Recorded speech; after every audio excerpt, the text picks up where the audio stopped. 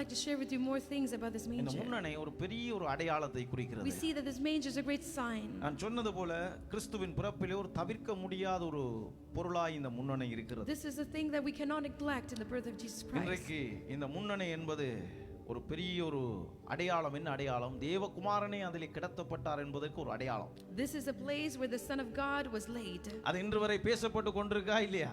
Is it still been spoken about? சொல்லுங்க, பேசப்பட்டு கொண்டிருக்கா இல்லையா? Is it still been spoken about? பேசப்பட்டு கொண்டிருக்கிறது. Yes, it's still been spoken about. யாருமே கணக்கே எடுக்காத ஒரு தொட்டி. This is one thing that no one cares about. எங்கயாவது மாட்டு தொட்டியை விரும்பி உங்க வீட்டுக்கு நடுவுல கொண்டு வந்து வச்சிருப்பீங்களா? Have you ever brought a manger into your house? It was outside. விரும்பப்படாத ஒண்ணு. It is something that no one likes. அது யாருமே அதுக்கு கிட்ட போய் அதை சுவாரஸ்யமாய் பார்ப்பது கிடையாது. No one goes and looks at it. அதை நேசிப்பது கிடையாது. No one loves it. அதன் பக்கத்திலே போய் உட்காருவது கிடையாது. No one goes and sits beside it. சாதாரணமான ஒரு மாடுகளுக்கு போடுகிற ஒரு தீவன தொட்டி. This is just like a ordinary thing that is for the அதை தேவன் எடுத்து இன்று வரைக்கும் அதை பேசிக்கொண்டே இருக்கிறார். But we see that God is still using that. இதன் மூலமாய் ஒரு காரியத்தை நான் சொல்லி முடிக்க விரும்புகிறேன். I like to share with you one thing. இந்த முன்னணை எதை குறிக்கிறது?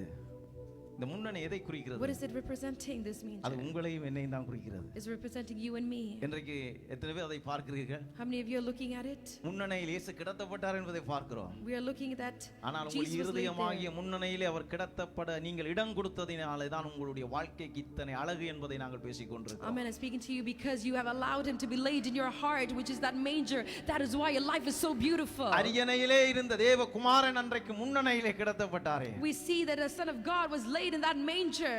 அந்த ஒன்றுக்குமே உதவாத முன்னணை கூட ஒரு அரியணையாய் மாறினது எப்பொழுது? தேவகுமாரன் அந்த இடத்திலே கிடத்தப்பட்ட பொழுதுதான். Amen. This manger was beautiful because the Son of God was laid there. அருமையான தேவ பிள்ளைகளே, இதை கேட்டுக்கொண்டிருக்கிறவர்கள் உங்கள் வாழ்க்கையை இந்த வேத வசனத்தோடு நிறுத்தி பாருங்கள். Amen. Compare this to your life. இன்றைக்கு நானும் நீங்களும் இன்றைக்கு வாழ்ந்து கொண்டிருப்பதற்கு நமக்கு அழகு கொடுப்பது எது? What is making us beautiful? நம்மை அழகாக மாற்றியவர் யார்? Who is the one that made us நம்முடைய beautiful? வாழ்க்கைக்கு ஒரு அர்த்தத்தை கொடுத்தவர் யார்? Who is the one that gave us meaning to our life? புறக்கணிக்கப்பட்ட நிலைமையிலே இருந்தோம். We were cast off. மனிதர்களால் விரும்பப்படாத We நிலைமையிலே were இருந்தோம். disliked by people. பலரால் தூக்கி எறியப்பட்டோம். We were thrown away. உதாசீனம் We பண்ணப்பட்டோம். were not நிராகரிக்கப்பட்டோம். cared. We were oppressed. நிறத்தினாலே Because of our color, we were அழகினாலே, discriminated. Because of our beauty. எங்களுடைய பொருளாதாரத்தினாலே, Because of our financial. எங்களுடைய வாழ்க்கையிலே எல்லா பகுதியாலும் பல சூழ்நிலைகளை நாங்கள் ஒதுக்கப்பட்ட நிலைமையில இருந்தோம். Amen. Because of all parts of our life, we were all புறக்கணிக்கப்பட்ட cast நிலைமையில off. இருந்தோம். We were driven off.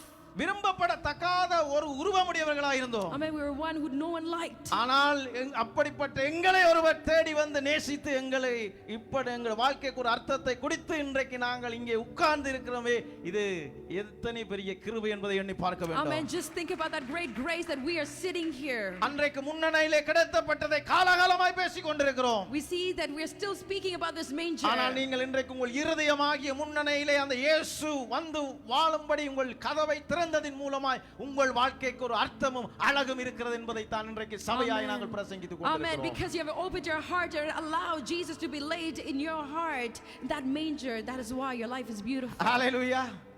கடைசியா இந்த ஆராதனை முடிவு